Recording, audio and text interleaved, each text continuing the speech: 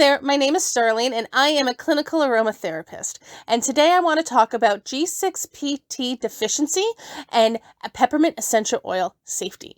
G6PT stands for glucose-6-phosphate dihydrogenase, and those who are deficient in it are usually male because it occurs on the X chromosome.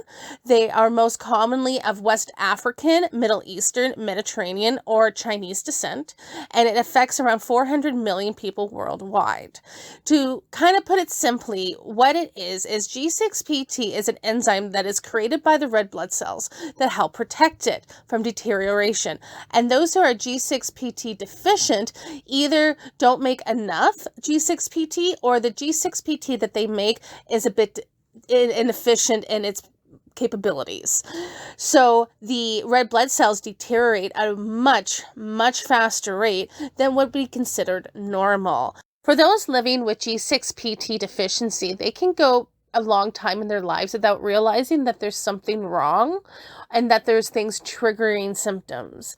The most mild symptoms are things like being pale, having dark urine, being tired, dizzy, out of breath, or having a rapid heart rate. For more advanced symptoms, it can cause enlarged spleens, jaundice in newborns, but also adults, and a type of anemia that is called hemolytic anemia. Now, if you're just dealing with the milder symptoms, it's probably more likely that you have a little bit of your blood cells not working right, but most are, because it varies from person to person, and not every single blood cell is affected by this deficiency necessarily. Some are more worse. They can be very, very deficient and having over 50% of their blood cells not working properly, to milder ones. So it really depends on the individual and case-by-case basis, but it's all caused when their systems are being attacked. And it comes from a few things. Now, it can be foods like fava beans, medications like certain antibiotic or anti-malaria drugs, an illness, an infection, diabetic ketoacidosis. And for the purpose of this video, when they can be exposed to two types of essential oils. They're both mints.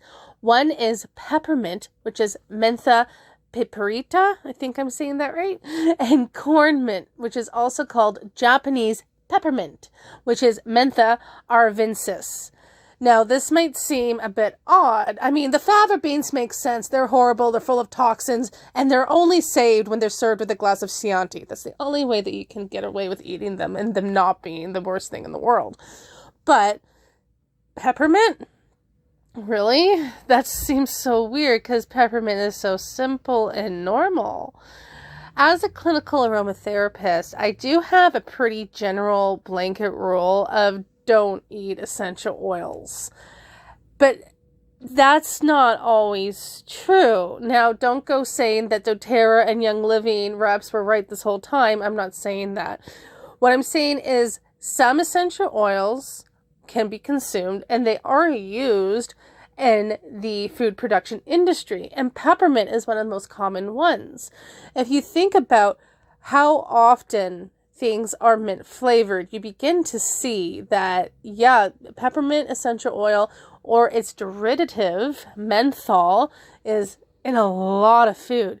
Things like candies and chocolate, tea, cigarettes, gum, ice cream, cough drops. It's also found in things like Vicks Vapor Rub and foot scrubs and lotions, cooling salves for pain, cleaning supplies, candles. It just keeps going and going with things that either have peppermint essential oil or a derivative from it. And even if you are not using any of these things yourselves, you are probably no more than 10 feet away from one. Even like you go to the store, you're walking past mint flavored candies and chocolates. It's everywhere. And even if you don't consume it yourself, you can't escape it. But what's this corn mint? Okay, so corn mint is an essential oil, and I've been beginning to see it being sold as Japanese peppermint in stores, but you never really see corn mint being sold in stores. And it's not very common, but why am I bringing this up? I'm bringing it up because peppermint essential oil can sometimes be adulterated, and it's often adulterated with corn mint. So if you are buying essential oils, peppermint essential oil, and for some reason you're listening to Karen from the gym and you're putting it in your food, you could be consuming corn mint as well as peppermint in that. Now, there's nothing wrong with corn mint. In fact, when it comes to essential oil safety and consumption, it's a bit less dangerous than peppermint essential oil. But again, it is adulterated. Peppermint is adulterated with it, and people sometimes even just refer to it as peppermint, Japanese peppermint. So it can be very confusing, but they both affect G6PT deficiency people. So when I say peppermint, I'm also including corn mint. So what about spearmint? Well, peppermint is a hybrid of spearmint and wintermint, but spearmint, as far as my research went, does not seem to affect those with G6PT deficiency, nor does bergamot mint or wild forest mint, also known as horse mint or wintergreen. But wintergreen isn't a mint. It's not even related to mint, but it's often associated with mint, so that's why I'm saying it. But yeah, no, it's not a real mint. So if I'm saying this blanket statement of don't consume them, why am I including this? Well, again, it's because of doTERRA and Young Living, who like to claim that you can eat their essential oils. So not only is peppermint essential oil being snuck into foods by the industry, but people are also being told that it's perfectly safe to add it to their regular foods. And peppermint does not only affect G6PT deficiency. I have a whole video coming out soon going a bit more into a deep dive about it.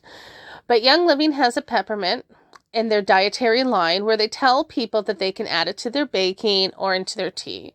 doTERRA has their peppermint NHP, which is natural health product, where they say you can eat it too. Nowhere on their sites do they say that you should avoid these if you have certain health issues, including G6PT. Now, on the websites that I go to when I go and buy my essential oils, they don't say that either, but they also say do not consume. That's why, don't consume. Therefore, you don't have to worry about things so much. But the issue when it comes to G6PT is that it's not just consuming the peppermint/corn mint essential oil that's the problem. It's also the absorption through the skin. So if you have G6PT deficiency or even are a carrier of it and you know about it, then you should avoid applying essential oils of peppermint topically because we absorb things through our skin. Now, we don't absorb 100% of everything, otherwise we'd all be dead by now. But our bodies do absorb. And it's very dependent on where on your body you're placing the substance.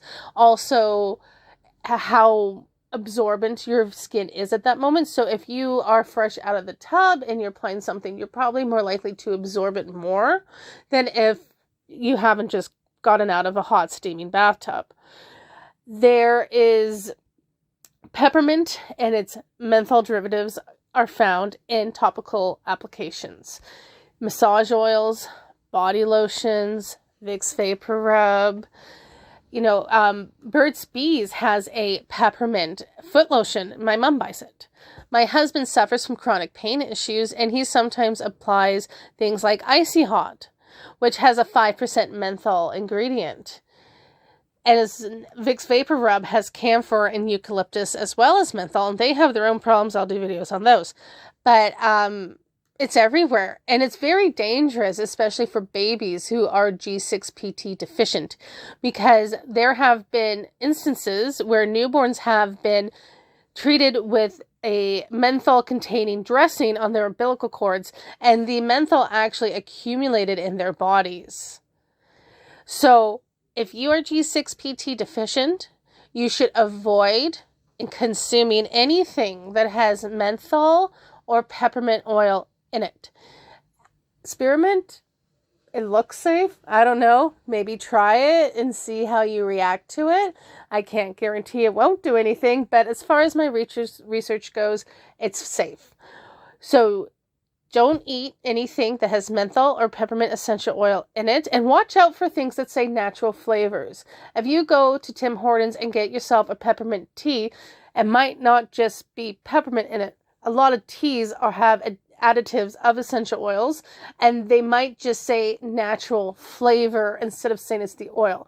So beware of those things. Avoid any topical applications, foot lotions, Vicks Vapor Rub that have menthol or peppermint extracts. So I hope this was interesting and informative. If I've made any mistakes in my understanding of G6PT deficiency, I apologize, but I think I got the basic understanding of it. Again, I'm not a geneticist, I'm a clinical aromatherapist. And as a clinical aromatherapist, I cannot tell you to stop taking your drugs that were prescribed to you by your doctor. I cannot diagnose you, and I cannot tell you to consume something. What I can do is tell you what to avoid, and I can also give assistance to helping other problems, but I am not a doctor and I cannot prescribe anything as a drug. I hope you have a great day, and remember, for the love of David Bowie, please don't eat essential oils.